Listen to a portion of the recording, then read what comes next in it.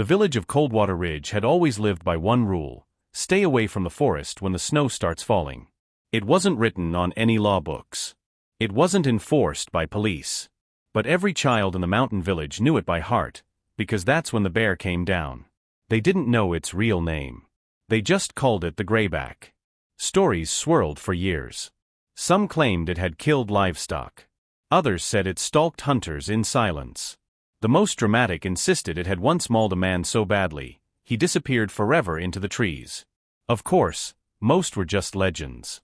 Yet the fear was real, and growing. So when a hunter named Paul Granger returned from the forest one night, his jacket torn, eyes wide with terror, and one sentence on his lips, "It's back," the village locked their doors and held their breath. But no one expected what would happen next. Coldwater Ridge sat on the edge of a national park, its pine-covered peaks stretching into the heavens. The winters were long, brutal, and beautiful in their own way. Tourism used to come often, but in recent years, the stories had driven them away. The village council, made of older conservative men, took the legend seriously. "We warned you," growled Councilman Briggs at the town meeting. "The bear is back. And this time, we won't wait for tragedy to strike." He slammed his fist down. "We kill it. Before it kills one of us." Some nodded. But one person didn't. Mara Ellison, 29, schoolteacher, born and raised in Coldwater, stood up. "You don't even know if it attacked Paul. He could have fallen. It's just fear talking." Briggs narrowed his eyes. "You siding with the bear, girl?" But Mara wasn't just anyone. Her brother, Eli, had vanished 5 years ago on the ridge, and many believed the bear took him. She had more reason than anyone to hate it. Yet something didn't sit right. That night, Mara stood on her porch wrapped in a thick coat, eyes locked on the blackened tree line.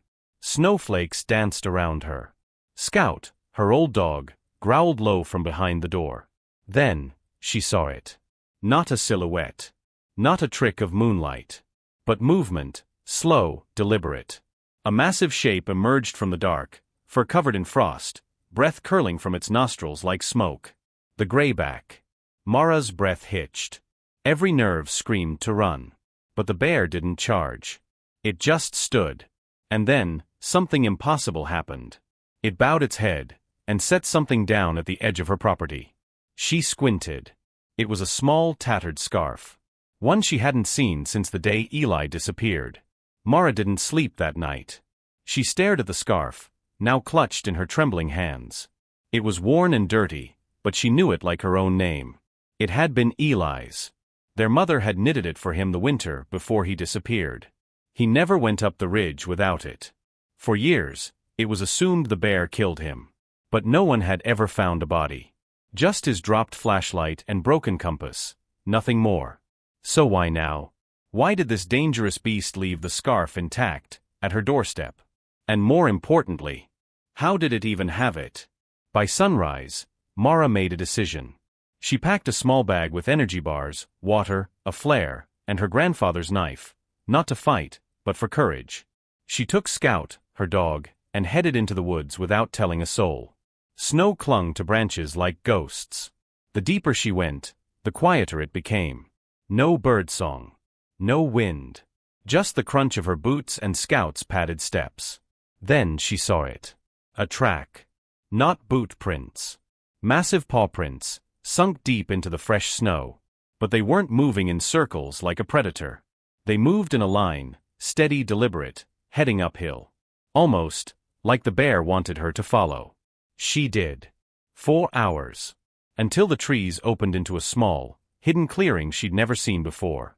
There, tucked between 2 ancient boulders, stood something shocking. A makeshift shelter. Logs. Mud walls. A layer of pine branches as roof. It looked freshly repaired. And inside it, she gasped. A broken backpack. Rusted lantern. An old photo of her and Eli, crumpled but visible. Her knees gave out. He was here. It wasn't just a bear that found Eli's things. It was guarding them. Scout growled. Mara turned, and there it stood. The bear. The grayback. 10 feet tall. For the color of ash and storm clouds. But it didn't growl. Didn't lunge. It just stared, then lowered its massive body, and sat. Mara didn't move. Her fear was real, but so was something else. Recognition. This creature had watched over the last place her brother lived. It hadn't killed him. It had remembered him. Suddenly, movement. Another shadow from the trees. Mara stepped back. Scout barked, but a second bear appeared. Smaller. Younger. Limping. The grayback stood and gently nudged the younger one forward, toward the shelter. It wasn't alone. This wasn't just a dangerous animal. This was a guardian. A protector. Maybe even a parent. Mara looked into its eyes and finally saw what fear had hidden for so long. Not a monster, but a survivor. Just like Eli had been. The suspense rises, the past begins to unravel, and the truth behind the bear's unbelievable behavior starts to come to light. Mara spent the night near the shelter. She couldn't bring herself to leave. Scout curled beside her, and the bears, both of them, stayed near the edge of the clearing, watching from a respectful distance. She didn't sleep much. Who could, after discovering a legend was real, and possibly misunderstood? But morning brought something else.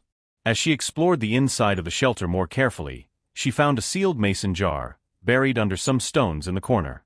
Inside was a folded letter.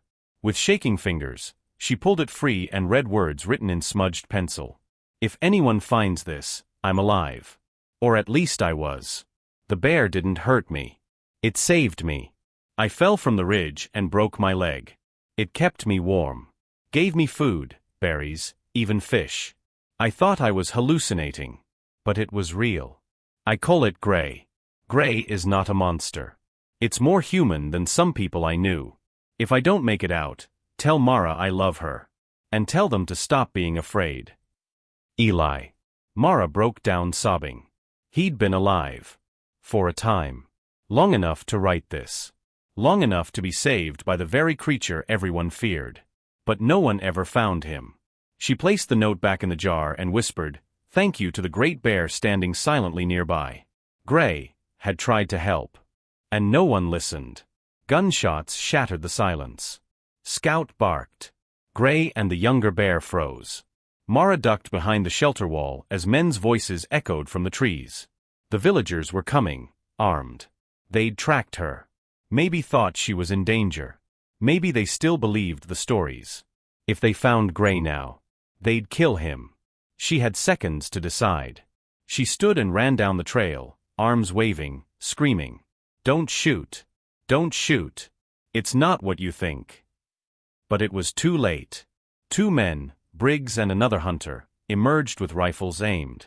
"Get down, Mara." Briggs barked. "That beast is right behind you." "No. It saved Eli," she shouted. "It's not dangerous." They hesitated. But behind her, the younger bear stepped forward and let out a cry. Briggs flinched.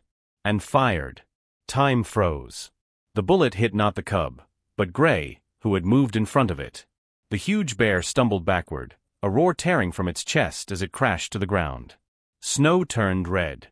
Mara screamed. "No. What have you done?" The younger bear rushed to Gray's side, nuzzling him, pawing at the wound. Briggs stared in horror.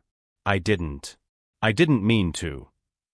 "He was trying to protect us," Mara said, her voice breaking. "You shot a hero."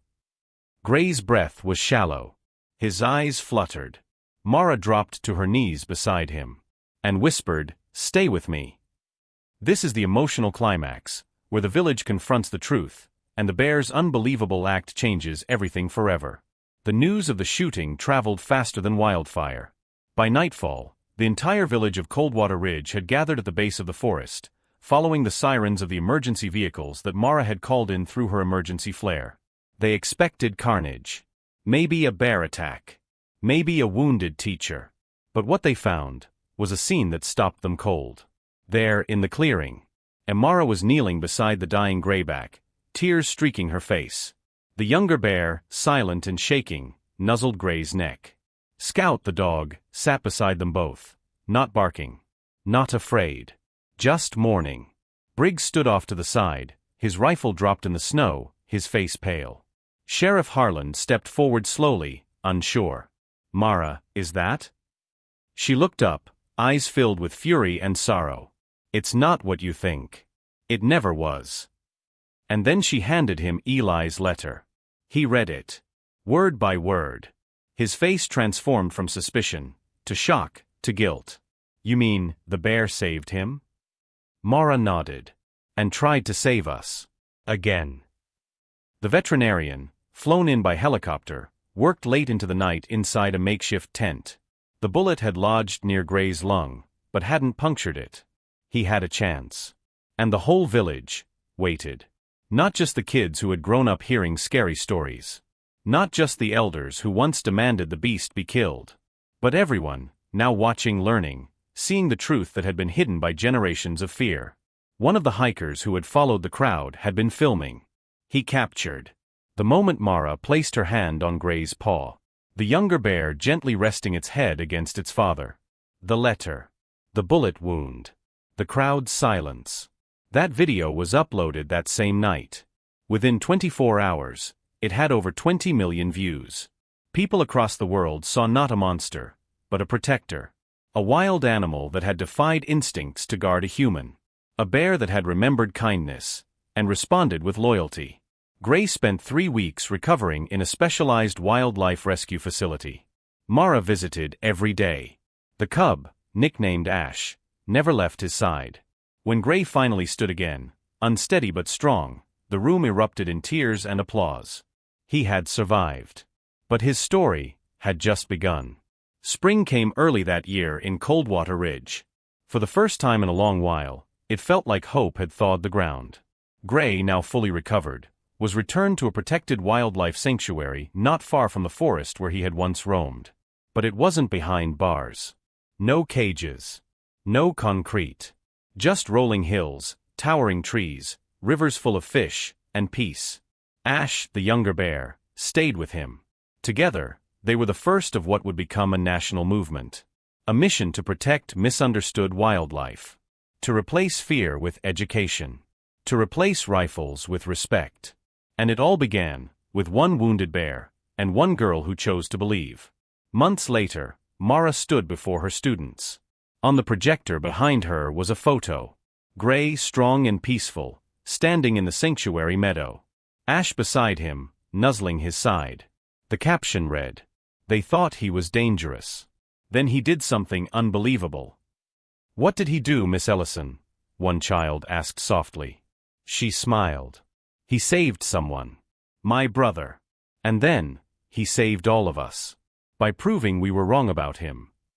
A year later, Coldwater Ridge built a memorial at the forest's edge.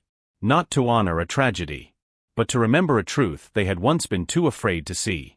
The statue showed a towering bear standing protectively over a young man curled beside him. And at the base, the words read, "Fear taught us to run. This bear taught us to stay." Every winter since, no one hunted in those woods. Instead, they brought food to the clearing. They taught their children the real story. Not of a monster, but of Gray, the bear who was feared, and then beloved.